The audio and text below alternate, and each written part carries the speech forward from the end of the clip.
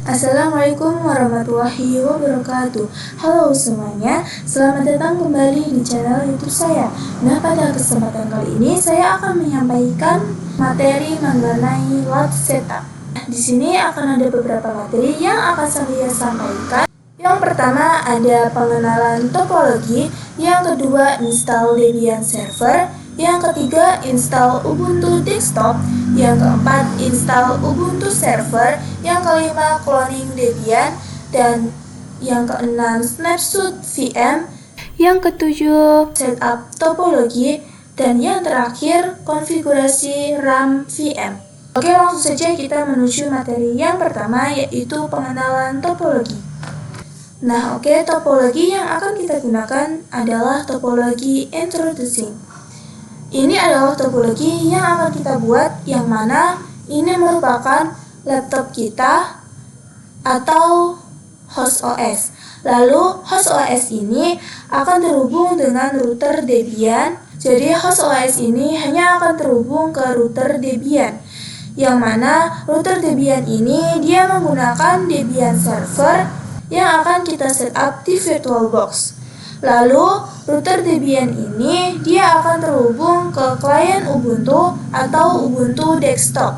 Nah, lalu router Debian juga dia akan terhubung dengan internal network, yang mana internal network ini terdapat dua server, yaitu server Debian yang berbasis Debian server dan server Ubuntu yang berbasis Ubuntu server. Jadi pada topologi ini memiliki tiga kriteria. Yang pertama ada Ubuntu desktop, yang kedua ada Debian server, dan yang ketiga ada Ubuntu server. Nah, oke, sekarang kita menuju ke materi yang kedua, yaitu install Debian server. Nah, oke, sekarang kita setup terlebih dahulu untuk router Debiannya, Debian server. Nah, jadi di sini saya buka VirtualBox saya. Nah, dan di sini ada beberapa server yang sudah pernah saya buat di video sebelumnya. Nah, lalu ini saya akan menghapus beberapa servernya. Kita klik kanan saja pada server yang akan kita hapus. Lalu kita pilih remove.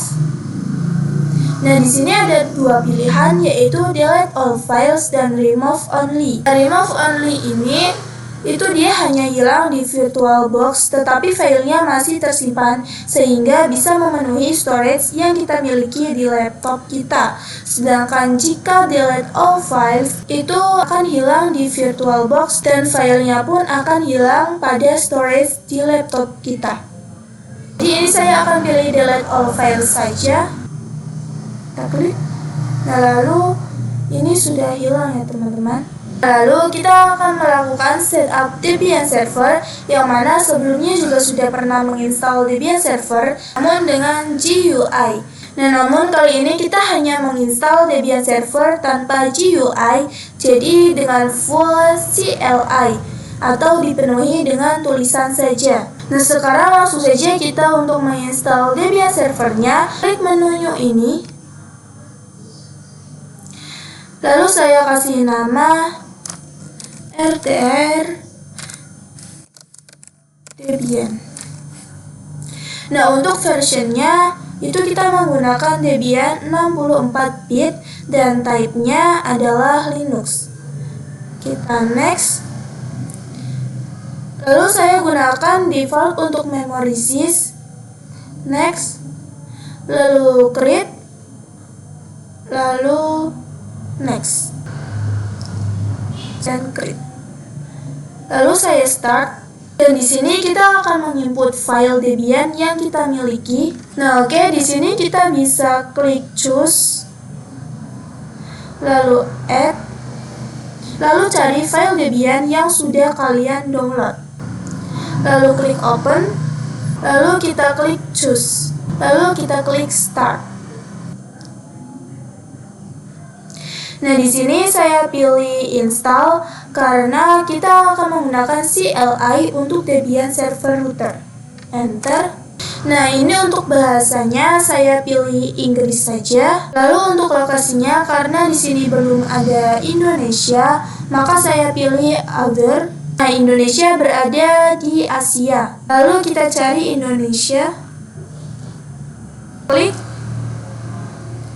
Lalu enter. Ini merupakan opsi untuk pemilihan default lokal. Di sini kita menggunakan United States saja. Jadi ini merupakan di mana tempat penyimpanan kita diletakkan. Kita enter. Untuk kalimat to use-nya, untuk quarter itu Amerika Inggris. Kita enter. Kita tunggu. Untuk hostname-nya saya gunakan sesuai dengan nama di VirtualBox, yaitu RTR Debian. Lalu untuk domainnya saya akan beri domain rtrdebian.com. Ini opsional, terserah kalian. Saya continue. Nah, lalu untuk password rootnya saya gunakan 12345. Namun jika di lapangan itu password root dan username harus yang rumit. Ini untuk mencegah ada yang bisa masuk ke dalam user ataupun root. Kita continue saja. Re-enter password. Full name for the new passwordnya, yaitu saya akan beri nama router Debian. Lalu kita continue. Nah, untuk username for your account ini saya samakan saja, yaitu router Debian. Lalu untuk passwordnya saya samakan saja. Lalu re-enter password.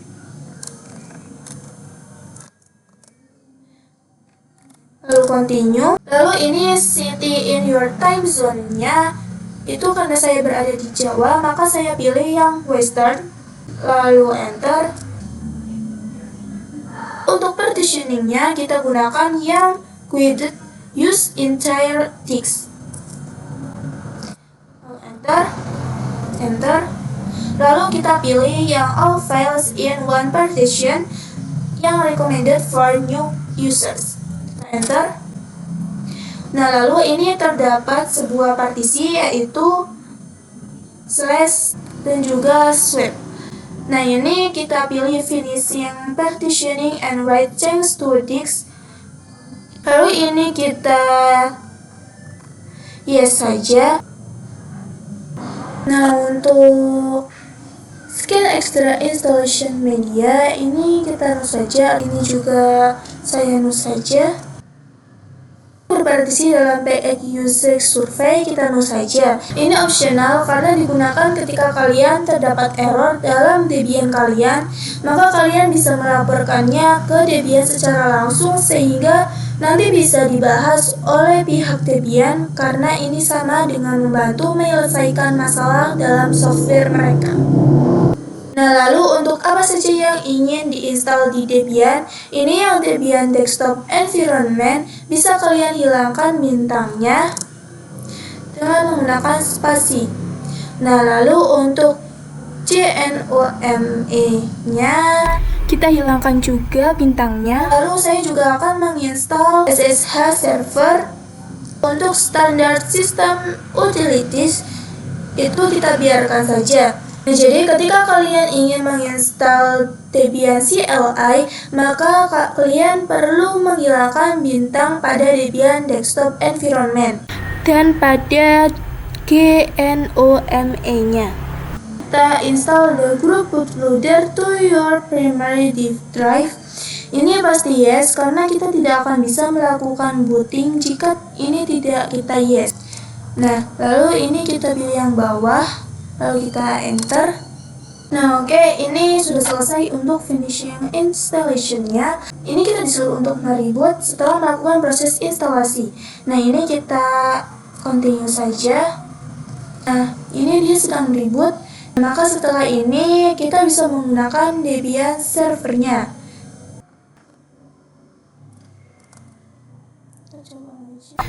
Nah, ternyata tadi saya lupa tidak menghapus tanda bintang pada GNOME-nya dan hasilnya menjadi GUI ya teman-teman, bukan menjadi CLI. Nah, tapi teman-teman tenang saja, ada sebuah perintah yang bisa mengganti GUI itu menjadi CLI atau sebaliknya.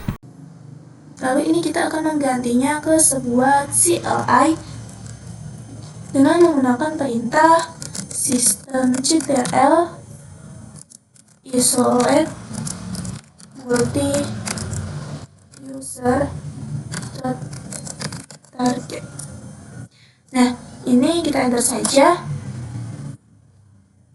Lalu kita disuruh untuk memasukkan password user kita. Ini kita masukkan passwordnya yang tadi kita buat. Lalu authenticate. Sekarang Debian kita sudah berubah menjadi CLI ya teman-teman. Kita coba login.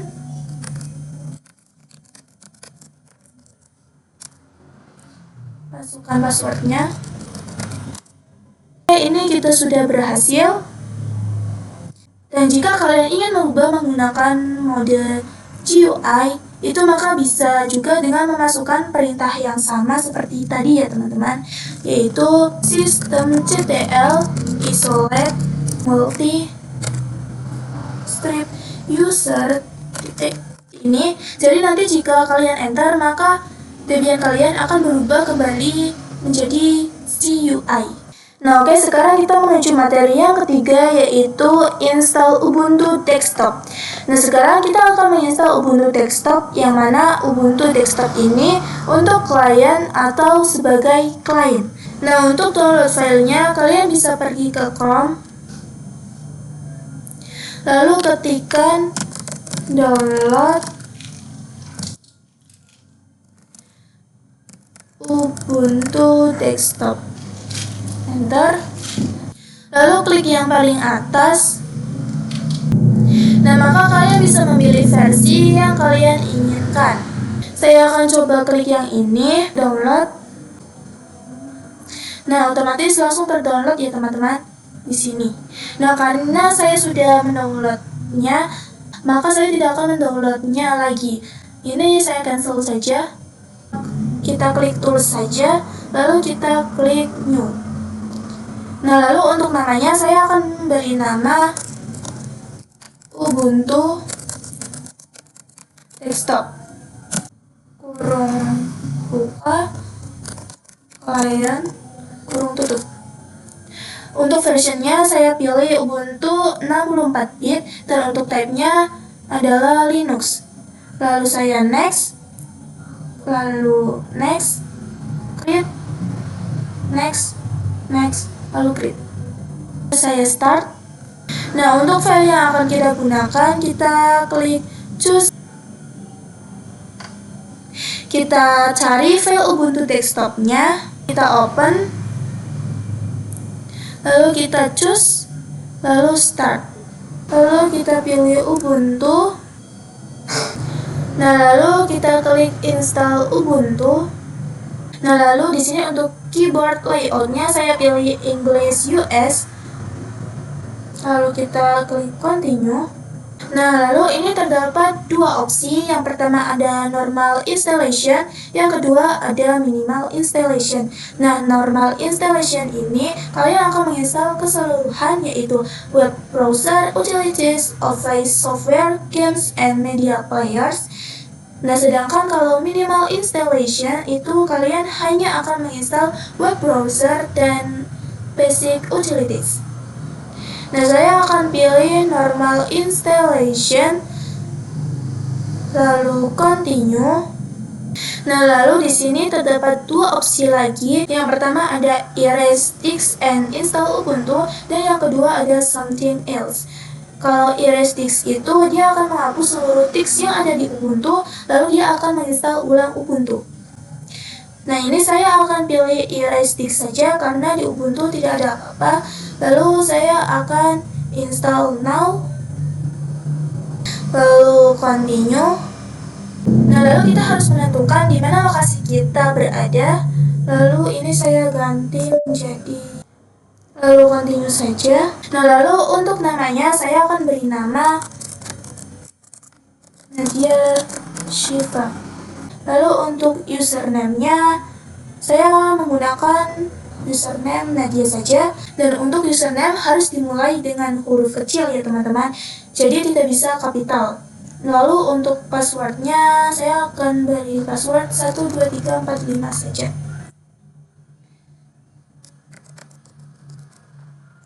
Lalu saya pilih login automatically. Karena untuk login sendiri saya akan coba untuk selalu memasukkan passwordnya. Lalu jika sudah, ini kita klik continue saja. Nah oke, ini sedang menginstal. Nah oke, ini instalasinya sudah selesai. Sekarang kita restart. Kita klik saja restart now.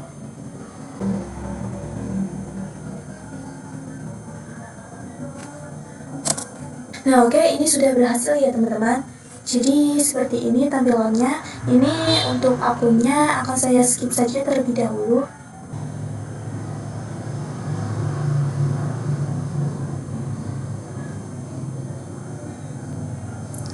Oke teman-teman, ini jadi seperti ini tampilan dari Ubuntu Desktop versi 21. Nah oke teman-teman, sekarang kita menuju materi yang keempat, yaitu install Ubuntu Server. Nah sekarang kita akan install Ubuntu Server. Nah untuk Ubuntu Server sendiri, itu sudah kita lakukan pada video sebelumnya ya teman-teman. Pada video kedua, yaitu pada materi yang berjudul Virtual Machine pada VirtualBox. Nah, jadi kalian tinggal install saja seperti cara yang sudah saya berikan pada video sebelumnya. Nah, ini saya akan coba login.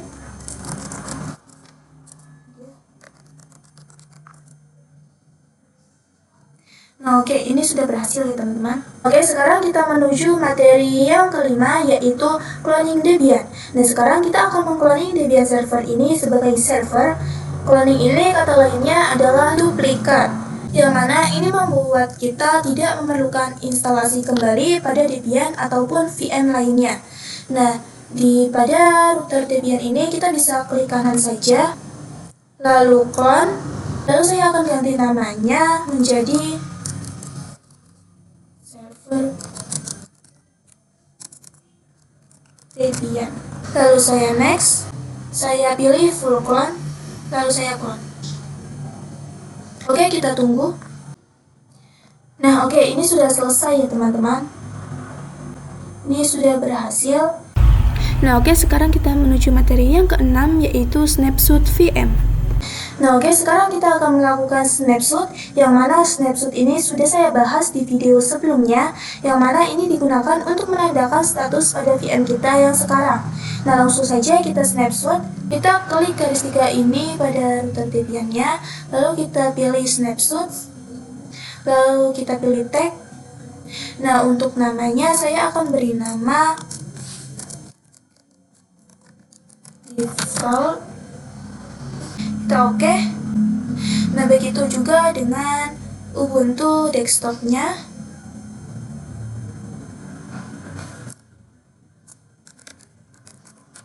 Lalu pada Ubuntu server juga.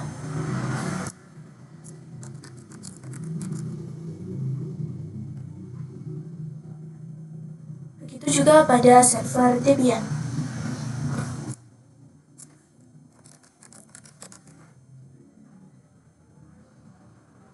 Nah oke, kita sudah melakukan snapshot pada keempat server ini, yang mana nanti jika terdapat error, maka kita bisa kembali ke snapshot default ini sehingga error tersebut bisa hilang.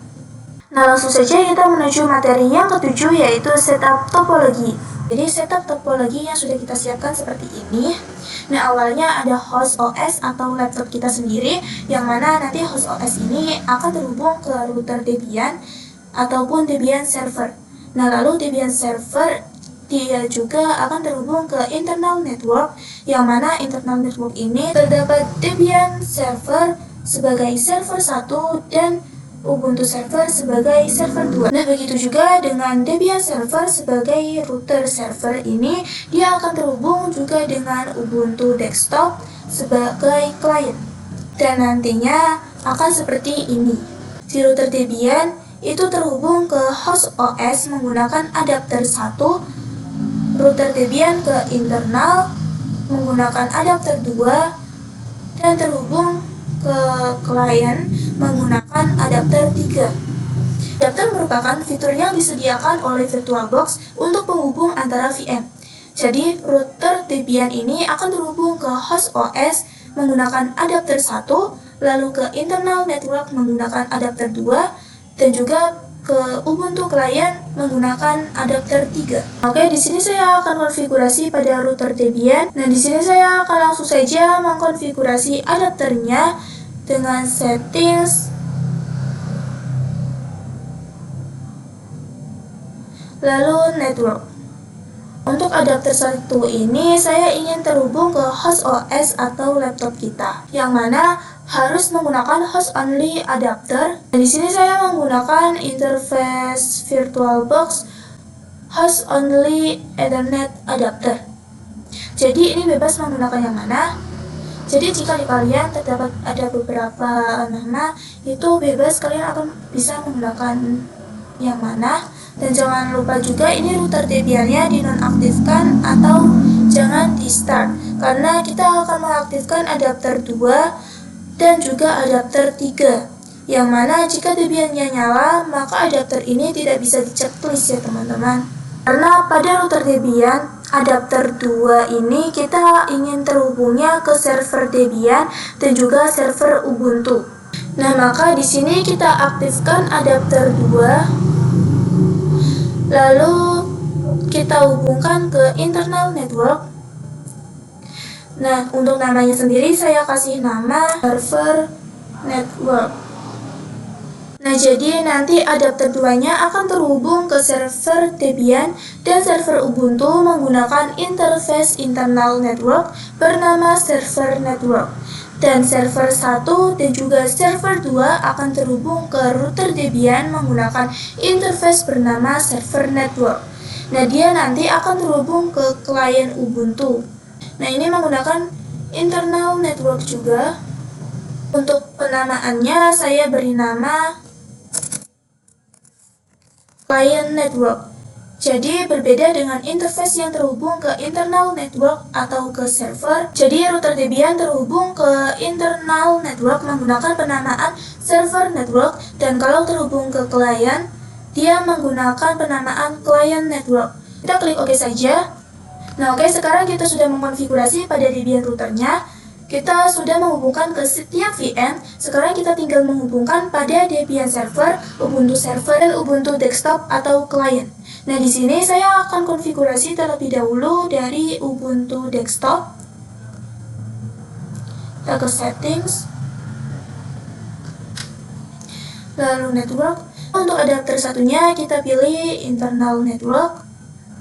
Lalu kita menggunakan yang client network, karena router Debian sendiri untuk terhubung ke Ubuntu desktop client, dia menggunakan interface yang bernama client network. Jadi harus sama. Oke saja. Oke, lalu kita lanjut pada Ubuntu servernya. Settings.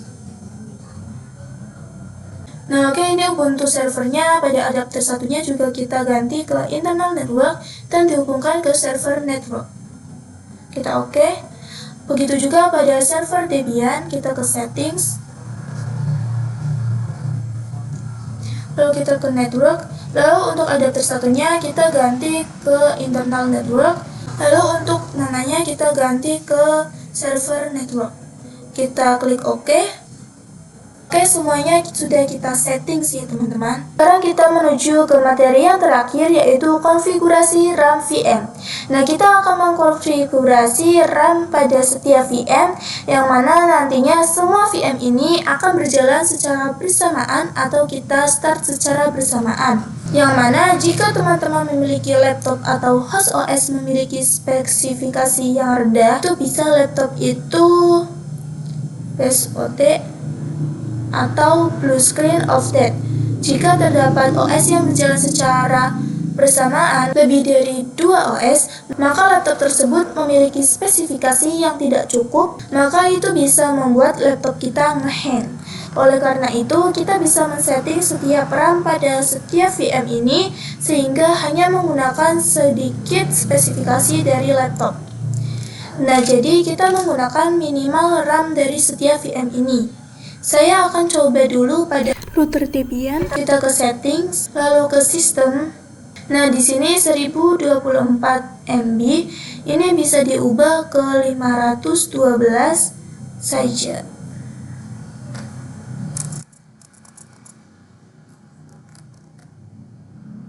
Pastikan prosesornya adalah 1. Oke, ini sudah benar. Kita oke saja. Lalu begitu juga dengan Ubuntu desktop kliennya, sistem. Lalu kita ubah 512, prosesornya ya sudah 1, kita oke. Lalu di Ubuntu servernya, sistem,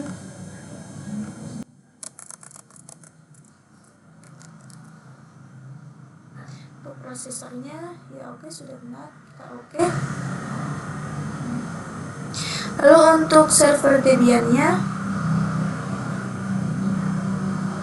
ke sistem, ini 512 MB saja. Lalu prosesornya 1, kita oke. Nah, oke, ini sudah kita setting semua ya teman-teman. Nah, oke, mungkin itu saja dari saya. Terima kasih yang sudah menonton. Sekian dari saya. Wassalamualaikum warahmatullahi wabarakatuh.